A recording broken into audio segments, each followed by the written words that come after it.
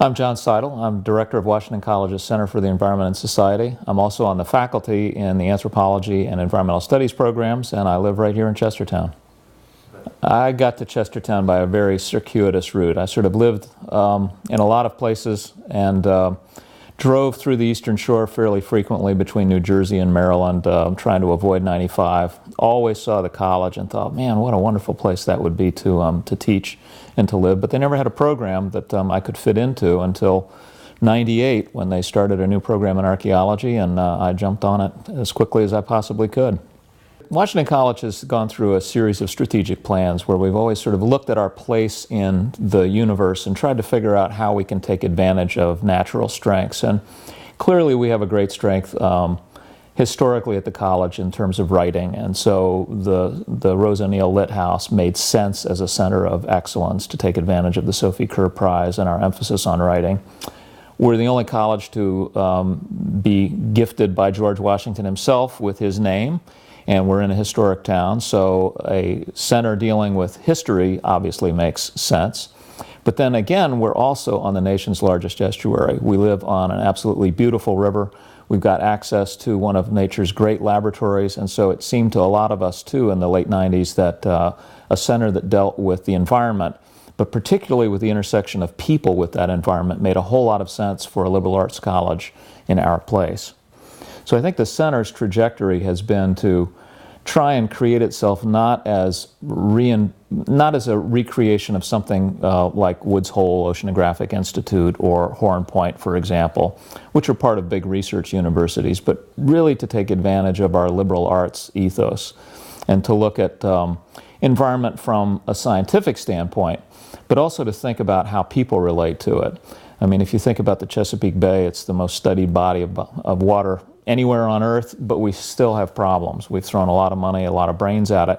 And I think at the heart of it, it's a social and it's a political and it's an economic problem. It's a people problem. And that's where we think we can make a difference in studying that social dimension of environmental issues. Well, I think Chestertown is very fortunate to have Washington College in town. I think we're an important economic engine. I think we bring a lot of vitality to the town. There are a lot of events that go on that interest people. But it's equally important that we benefit from the town. I mean, Washington College is so fortunate to be in such a great small town in this rural community. So we benefit equally. Our futures are linked. Washington College has been here for, 230 years. The town has been here even longer. We both intend to be around for a very long time, and I think both of us, both entities, benefit from thinking very carefully about what their future is going to be and planning really for the future, not for the present. It's not that sort of corporate mindset where you're looking at the quarterly returns. So I think we should work hand in glove to try and plan for the future, and I think that together we're going to make a big difference in what the trajectory will be. It is possible to get consumed sometimes, I think, by issues of the day, whether it's students partying downtown or perhaps a perception that part of the tax base of the town is being whittled away by the college expansion. But I think those are small issues, frankly. I mean, I think they are ripples on the pond. They're not really important. I think the larger question is how can we work together to really fashion a very viable, forward-looking community, one that has a solid economic foundation to it and is moving forward in productive ways. Perhaps some of the most interesting and potentially powerful things are happening along the waterfront. The college obviously has had a presence on the water for some time, but it's been a very small presence, and we have a sailing and rowing team that are important nationally out of proportion to the small building and small property that they work out of.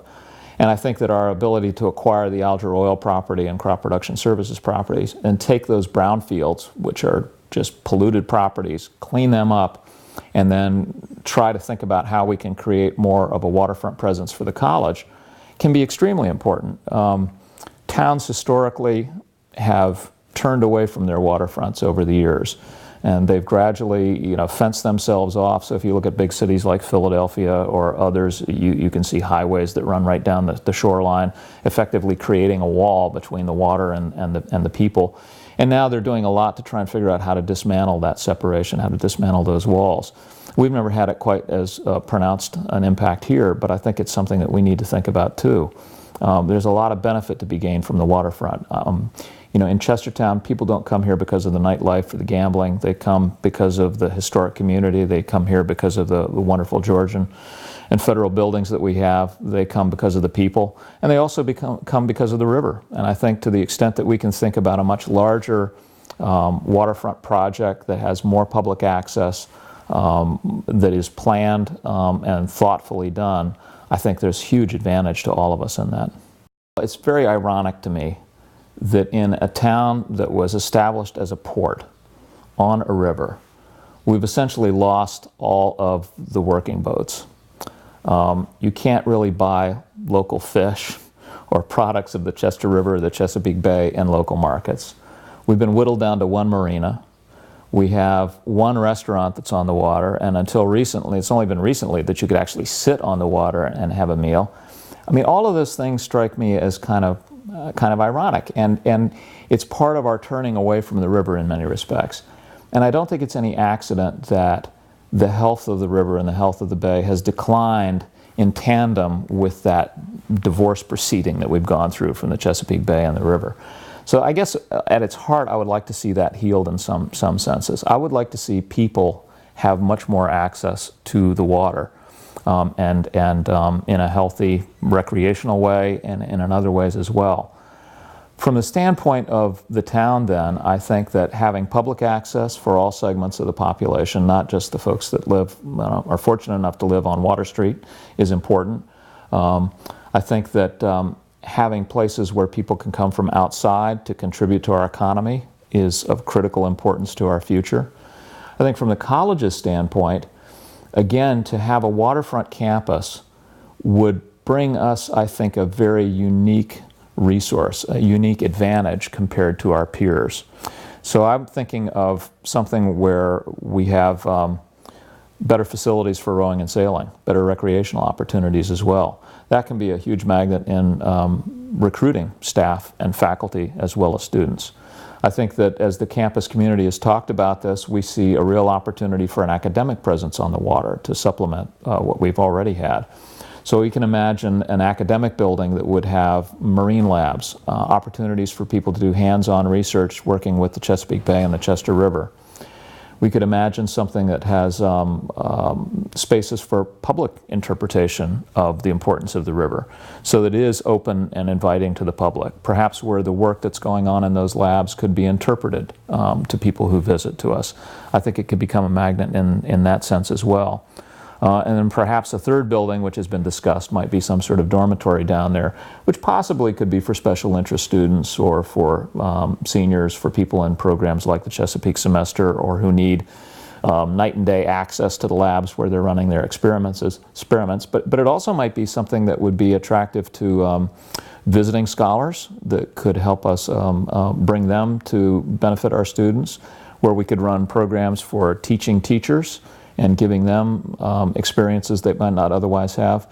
So I think there are a lot of possibilities down there. I think it's up to the campus community to think about what works for us as an institution, but also to keep in mind that we are a part of a much larger waterfront.